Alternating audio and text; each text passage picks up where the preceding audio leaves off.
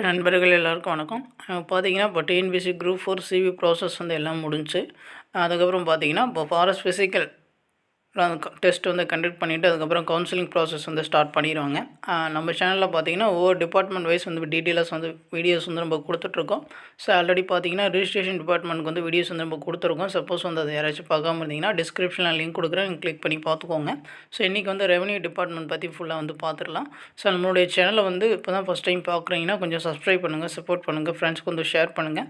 இந்த வீடியோஸ் வந்து நீங்கள் ஃபுல்லாக வந்து கேளுங்க. ஸோ அப்போ தான் வந்து இந்த டிபார்ட்மெண்ட் பற்றி ஃபுல்லாக டீட்டெயில் வந்து உங்களுக்கு தெரியும். ஸோ அதுக்கப்புறம் வந்து கவுன்சிலிங்கில் வந்து நீங்கள் வந்து இந்த டிபார்ட்மெண்ட் வந்து சூஸ் பண்ணலாமா வேணாமா அப்படின்னு சொல்லிட்டு டிசைட் பண்ணிக்கோங்க. இதை பற்றி நம்ம ஜென்ரலாக சொல்லணும்னா, இப்போது கவுன்சிலிங் ப்ராசஸில் பார்த்தீங்கன்னா ஃபஸ்ட்டு ஒரு 2 டேஸில் வந்து இந்த டிபார்ட்மெண்ட்டே எடுத்துருவாங்க. ஃபஸ்ட்டு ஒரு 2 டேஸில் வந்து எந்த டிபார்ட்மெண்ட்டுக்குலாம் வந்து காம்படிஷன் ஹெவியாக இருக்குன்னு பார்த்தீங்கன்னா registration department and revenue department. So most of students வந்து டாப்பர்ஸ் சூஸ் பண்ணுற டிபார்ட்மெண்ட் பார்த்தீங்கன்னா இந்த 2 தான். Revenue department and disaster management department அப்படின்னு சொல்லிட்டு சொல்லுவாங்க. இது பார்த்தீங்கன்னா எல்லா துறைக்கும் வந்து தாய்த்துறை அப்படின்னு சொல்லுவாங்க. எப்படின்னா, இப்போ நமக்கு அரசாங்கத்துக்கு வந்து நிறைய வருவாய் ஈட்டி கொடுக்கும் துறையில் வந்து முதல்ல இருக்கிறது இந்த துறை தான். ஸோ இதை வந்து அதுக்கப்புறம் பார்த்திங்கன்னா நம்மளுடைய பேரிடர் காலங்களில் வந்து மக்களுக்கு நிதிகள் வந்து நிறைய கொடுக்குறோம். சரியா? அந்த நிதியை வந்து எல்லாமே கொடுக்கறது வந்து இந்த துறை தான். ஸோ நம்மளுடைய பிறப்பு முதல் இறப்பு சான்றிதழ் எல்லாமே வந்து இந்த டிபார்ட்மெண்ட் தான் கொடுப்பாங்க. அதுக்கப்புறம் பார்த்திங்கன்னா நில பராமரிப்பு. விஓக்கு அடுத்து நம்மளோட லேண்டு ஃபுல் அண்ட் ஃபுல் வந்து கண்ட்ரோல் எடுத்து பராமரிக்கிறது எல்லாமே பார்த்திங்கன்னா இந்த ரெவன்யூ டிபார்ட்மெண்ட் தான் வந்து கண்ட்ரோல் பண்ணுவாங்க. அதுக்கப்புறம் பார்த்திங்கன்னா திருமண உதவி திட்டங்கள்லாம் கொடுக்குறாங்க இல்லையா? அது எல்லாமே வந்து இந்த டிபார்ட்மெண்ட் தான் கொடுப்பாங்க. மேஜராக அதுக்கப்புறம் பார்த்திங்கன்னா நமக்கு பென்ஷன்லாம் ஓய்வூதியங்கள்லாம் கொடுக்குறாங்க இல்லையா? இந்த டிபார்ட்மெண்ட் தான் வந்து ஓய்வூதியங்கள் வந்து எல்லாருக்குமே வந்து கொடுப்பாங்க. இந்த டிபார்ட்மெண்ட்டில் வந்து மேஜராக இன்னொரு முக்கியமானது வந்து என்னென்னு பார்த்தீங்கன்னா, எலெக்ஷன் டியூட்டிஸ்லாம் இருக்கு இல்லையா? ஃபுல் அண்ட் ஃபுல் வந்து இந்த டிபார்ட்மெண்ட் கண்ட்ரோலில் தான் இருக்கும். இப்போ வந்து நம்ம எப்படி சொல்கிறது, நம்ம மாநிலத்துக்குள்ளே வந்து எம்பி எலெக்ஷன் வருது, சப்போஸ் உள்ளாட்சி எலெக்ஷன் வருது. எல்லாத்தையுமே பார்த்திங்கன்னா மேனேஜ் பண்ணுறது இந்த டிபார்ட்மெண்ட் தான். தேர்தல் ஆணையத்துக்கு வந்து உறுதுணையாக நின்று எல்லா ப்ராசஸும் பண்ணி கொடுக்குறது வந்து இந்த டிபார்ட்மெண்ட் தான். நம்ம எலெக்ஷன் டைமில் வந்து கொஞ்சம் ஒர்க் வந்து ஹெவியாக இருக்கும். சின்ன சின்ன ஒர்க்ஸ் தான் இருக்கும். ஆனால் இருந்தாலுமே வந்து நமக்கு ஃபுல் அண்ட் ஃபுல் அந்த எலெக்ஷன் முடிகிற வரைக்குமே ஒரு 1 மந்த் இன்னும் ஹெவியாக இருக்கும் இந்த டிபார்ட்மெண்ட்டில். ஒர்க் பொறுத்த வரைக்கும் எங்கே வந்து ஒர்க் இருக்குன்னு பார்த்தீங்கன்னா, கலெக்டர் ஆஃபீஸில் ஒர்க் இருக்கும், ப்ளஸ் வந்து தாலுக்கா ஆஃபீஸில் வந்து ஒர்க் இருக்கும். ஒர்க் டைமிங் பார்த்தீங்கன்னா மார்னிங் ஒரு 10 to 5:45 தான். ஆனால் பட் பார்த்தீங்கன்னா சம்டைம்ஸ் வந்து ஒர்க் டைம் வந்து 7:30 வரைக்குமே எடுத்துகிட்டு போவோம். இந்த டிபார்ட்மெண்ட் பொறுத்த வரைக்கும் டைம் வந்து எப்படி சொல்கிறது, நம்மளால் வந்து கெஸ் பண்ணவே முடியாது. எப்போ ஒர்க் இருக்கும் அப்படின்னே தெரியாது. நம்மளோட ஒரு நார்மல் ஒர்க்கிங் டேஸ் பார்த்திங்கன்னா மண்டே டு ஃப்ரைடே தான். ஆனால் சாட்டர்டே சண்டே கூட ஒர்க் இருக்கும். அந்த மாதிரி துறை தான் வந்து இது. இந்த துறைக்குள்ளே வந்து நம்ம எப்படி போகலான்னு பார்த்தீங்கன்னா, குரூப் 4 போஸ்ட்டில் ஜேவாக போகலாம். டைப்பிஸ்ட்டாக ஸ்டெனோ டைப்பிஸ்ட்டாக வந்து நம்ம உள்ளே வந்து ஜாயின் பண்ணலாம். இதோடைய சேலரி லெவல் பார்த்தீங்கன்னா பேசிக் பே லெவல் வந்து 19,500 தான். அப்புறம் அதுக்கப்புறம் வந்து ஒவ்வொரு ப்ரொமோஷன் லெவல் பொறுத்து வந்து உங்களுக்கு வந்து சேலரி வந்து இன்க்ரீஸ் ஆகும். இந்த போஸ்ட் பார்த்திங்கன்னா டிஸ்ட்ரிக்ட் சீனியாரிட்டி தான். அதுதான் அதனால் வந்து நமக்கு ஒர்க்ஸ் அலைச்சல் வந்து அதிகமாக இருக்காது. இப்போ டிஸ்ட்ரிக்ட் சீனியாரிட்டிக்கும் ஸ்டேட் சீனியாரிட்டிக்கும் வந்து டிஃப்ரென்ஸ் வந்து என்ன அப்படின்னு சொல்லிட்டு ஆல்ரெடி வந்து நம்ம சேனல் வீடியோஸ் வந்து கொடுத்துருக்கோம். இருந்தாலும் வந்து ஒன்ஸ் வந்து நான் சொல்லிடுறேன். இப்போ டிஸ்ட்ரிக்ட் சீனியாரிட்டினா அந்த டிஸ்ட்ரிக்ட்குள்ளே தான் வந்து நீங்கள் ஒர்க் பண்ணுவீங்க. உங்களுக்கு ட்ரான்ஸ்ஃபர் போட்டாலுமே கூட அந்த டிஸ்ட்ரிக்ட்குள்ளே மட்டும் தான் ட்ரான்ஸ்ஃபர் போடுவாங்க, வேறு எந்த டிஸ்ட்ரிக்ட் வந்து போட மாட்டாங்க. ஸ்டேட் சீனியாரிட்டினா எந்த டிஸ்ட்ரிக்டில் வேணால் நமக்கு ட்ரான்ஸ்ஃபர் போடுவாங்க. ப்ரொமோஷன் வந்து ஸ்டேட் சீனியாரிட்டியில் வந்து பெட்டராக இருக்குமா இல்லை டிஸ்ட்ரிக்ட் சீனியாரிட்டியில் வந்து பெட்டராக இருக்குமான்னு பார்த்தீங்கன்னா டிஸ்ட்ரிக்ட் சீனியாரிட்டியில் வந்து பெட்டராக இருக்கும். ஏன் அப்படின்னு பார்த்தீங்கன்னா, இப்போது டிஸ்ட்ரிக்ட் சீனியாரிட்டி போஸ்ட்டில் வந்து நீங்கள் ஜாயின் பண்ணிட்டீங்கன்னா உங்களுக்கு முன்னாடி அந்த போஸ்ட்டில் வந்து ஒரு 30 பேர் இருக்காங்கன்னா அந்த 30 பேருக்கு வந்து ப்ரொமோஷன் கொடுத்துட்டு அதுக்கப்புறம் 31 ஆளாக வந்து உங்களுக்கு கொடுப்பாங்க. இப்போ அதுவே வந்து நீங்கள் ஸ்டேட் சீனியாரிட்டி எடுத்துட்டிங்கன்னா எல்லா டிஸ்ட்ரிக்ட்லேயும் கவுண்ட் பண்ணுவாங்க. எத்தனை பேர் இருக்கான்ட்டு ஒரு 1000 பேர் உங்களுக்கு முன்னாடி இருக்காங்கன்னா அந்த 1000 பேருக்கு ப்ரொமோஷன் கொடுத்துட்டு 1001 ஆளாக தான் வந்து உங்களுக்கு கொடுப்பாங்க. ப்ரொமோஷன் லெவல் பொறுத்த வரைக்கும் டிஸ்ட்ரிக்ட் சீனியாரிட்டி போஸ்ட்டுக்கு வந்து ஸ்பீடாக இருக்கும், ஸ்டேட் லெவல் சீனியாரிட்டி போஸ்ட் வந்து கம்மியாக இருக்கும். இந்த ரெவன்யூ டிபார்ட்மெண்ட் பார்த்திங்கன்னா டிஸ்ட்ரிக்ட் லெவல் சீனியாரிட்டி.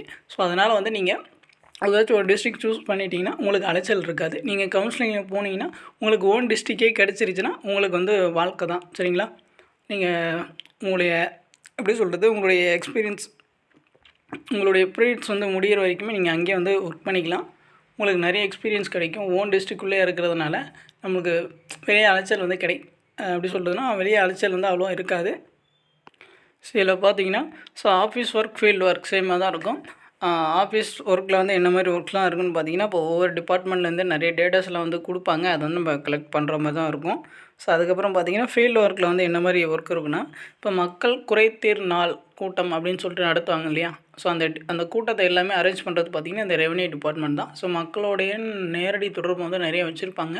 ஸோ இந்த குறைதீர் கூட்டத்தை அரேஞ்ச் பண்ணி ஸோ மக்களுக்கு என்னென்ன வேணும், என்னென்ன தேவைகள் இருக்குது, ஸோ எல்லா திட்டங்களும் சரியாக போய் சேருதா இல்லையா அப்படின்னு சொல்லிட்டு செக் பண்ணுவாங்க. ஸோ அவங்களுக்கு தேவையான திட்டங்களை வந்து அரசு மூலிமா வந்து பண்ணி கொடுக்குறது வந்து இந்த டிபார்ட்மெண்ட்டுடைய முக்கிய பணி. ஸோ அதுக்கப்புறம் பார்த்திங்கன்னா ஜமபந்தி அப்படின்னு சொல்லிட்டு ஒரு ப்ராசஸ் வந்து இந்த டிபார்ட்மெண்ட் வந்து பண்ணுவாங்க. என்னென்னு பார்த்தீங்கன்னா, ஸ்பெசிஃபிக்காக எப்படி சொல்கிறதுனா, ஏதாச்சும் ஒரு வில்லேஜ் வந்து சூஸ் பண்ணிப்பாங்க. அங்கே கேம்ப் மாதிரி போட்டுருவாங்க. ஸோ ஒரு 1 வீக் அங்கே ஸ்டே பண்ணி அந்த வில்லேஜில் இருக்கவங்களுக்கு என்னென்ன டாக்குமெண்ட்ஸ்லாம் வேணும், என்னென்ன சர்டிஃபிகேட்லாம் வேணும். சப்போஸ் வந்து அவங்களுக்கு நேட்டிவ் சர்டிஃபிகேட் வேணும்னா நேட்டிவ் சர்டிஃபிகேட் வந்து அரேஞ்ச் பண்ணி கொடுப்பாங்க. அதுக்கப்புறம் அவங்களுக்கு வந்து கம்யூனிட்டி சர்டிஃபிகேட் வேணும்னா அதுக்கான ப்ராசஸ் வந்து பண்ணி கொடுப்பாங்க. ஸோ அதேமாதிரி பார்த்திங்கன்னா ஒவ்வொரு வில்லேஜில் ஸ்டே பண்ணி அவங்க வந்து பண்ணி கொடுப்பாங்க. அந்த மாதிரி டைமில் வந்து ஒர்க் வந்து இவங்களுக்கு வந்து அதிகமாக இருக்கும். ஸோ இந்த டிபார்ட்மெண்ட் அதை பற்றி சொல்லணும்னா, அதுக்கப்புறம் பார்த்தா பேரிடர் காலங்கள்லாம் இருக்கு இல்லையா? ஸோ மழைக்காலம். ஸோ அந்த மாதிரி டைம்லாம் பார்த்திங்கன்னா அவங்களுக்கு ரெயின் டியூட்டி அப்படின்னு சொல்லிட்டு டியூட்டிஸ் வந்து கொடுப்பாங்க. சண்டே கூட நமக்கு டியூட்டி இருக்கும், நைட் கூட டியூட்டி இருக்கும். ஸோ இதில் பார்த்திங்கன்னா நம்மளால் வந்து ஃபேமிலி சைடு வந்து நிறைய வந்து டைம் ஸ்பெண்ட் பண்ண முடியாது. அதுக்கப்புறம் பார்த்திங்கன்னா நீங்கள் வந்து நெக்ஸ்ட் லெவல் எக்ஸாம்ஸ் ஏதாச்சும் ப்ரிப்பேர் பண்ணணும் அப்படின்னு நினச்சிங்கன்னா, இந்த டிபார்ட்மெண்ட் சூஸ் பண்ணிட்டீங்கன்னா கண்டிப்பாக வந்து உங்களுக்கு நெக்ஸ்ட் லெவல் எக்ஸாம்ஸ் ப்ரிப்பேர் பண்ணுறதுக்கான டைம் வந்து கிடைக்காது. ரொம்ப ரேர் தான். ஸோ அடுத்து இந்த டிபார்ட்மெண்ட்டில் வந்து நீங்கள் எப்படி ஜாயின் ஆவீங்கன்னு பார்த்தீங்கன்னா, குரூப் 4ல் ஜேஆர்ஐ அப்படின்னு சொல்லுவாங்க. மற்ற டிபார்ட்மெண்ட்லாம் வந்து ஜேஏ அப்படின்னு சொல்லுவாங்க. இந்த டிபார்ட்மெண்ட்டில் மட்டும் ஜேஆர்ஐ ஜூனியர் ரெவென்யூ இன்ஸ்பெக்டர் அப்படின்னு தான் வந்து சொல்லுவாங்க. ஸோ அந்தளவுக்கு வந்து பவர்ஃபுல்லான போஸ்ட் இது. இங்கே ஜேஆர்ஐயை ஜாயின் பண்ணிட்டீங்கன்னா உங்களுக்கு பார்த்தீங்கன்னா ஒரு 3 இயர்ஸில் வந்து நீங்கள் எஸ்ஆர்ஐ ஆகிடலாம், சீனியர் ரெவென்யூ இன்ஸ்பெக்டராக ஆகிடலாம். அதுக்கப்புறம் பார்த்தீங்கன்னா ஒரு 3 இயர்ஸில் வந்து ரெவென்யூ இன்ஸ்பெக்டர் அந்த போஸ்ட்டுக்கு போயிடலாம். அதுக்கப்புறம் பார்த்தீங்கன்னா டெப்டி தாசில்தார், தாசில்தார் அப்படியே ப்ரொமோஷன் லெவலில் போயிட்டே இருப்பீங்க. ஸோ பார்த்தீங்கன்னா இந்த டிபார்ட்மெண்ட்டில் வந்து நீங்கள் டெப்டி கலெக்டர் வரைக்கும் போகிறதுக்கு வந்து நிறைய வாய்ப்பு இருக்குது. நீங்கள் கொஞ்சம் எங்கேஜ்லேயே வந்து டிபார்ட்மெண்ட்டுக்குள்ளே வந்துட்டிங்கன்னா உங்களுக்கு வந்து டெப்டி கலெக்டர் வரைக்கும் போகிறதுக்கு நிறைய வாய்ப்புகள் இருக்குது. ஸோ இந்த டிபார்ட்மெண்ட்குள்ளேயே வந்து நீங்கள் ப்ரொமோஷன் வாங்குறதுக்கும் உள்ளேயும் கொஞ்சம் ப்ராசஸ் இருக்குது. என்னென்னு பார்த்தீங்கன்னா, நீங்கள் டிபார்ட்மெண்ட் எக்ஸாம்ஸ் வந்து கிளியர் பண்ண ஒரு 3 பேப்பர்ஸ் இருக்கும். ரெவென்யூ பேப்பர் 1, 2, 3 அப்படின்னு சொல்லிட்டு ஒரு 3 பேப்பர்ஸ் இருக்கும். அந்த பேப்பர்ஸ் வந்து நீங்கள் கிளியர் பண்ணணும். ஸோ எக்ஸாம்ஸ் வந்து ரொம்ப கஷ்டமாலாம் இருக்காது, ரொம்ப ஈஸியாக தான் இருக்கும். நீங்கள் ஈஸியாக வந்து கிளியர் பண்ணிடலாம். அதுக்கப்புறம் பார்த்தீங்கன்னா ஒரு 2 ட்ரைனிங் வந்து நீங்கள் கம்ப்ளீட் பண்ணியிருக்கணும். பவானி சாகரில் வந்து ஒரு ட்ரைனிங் இருக்கும். ஸோ அது வந்து நீங்கள் கம்ப்ளீட் பண்ணியிருக்கணும். அதுக்கப்புறம் பார்த்தீங்கன்னா சர்வேயர் ட்ரைனிங்.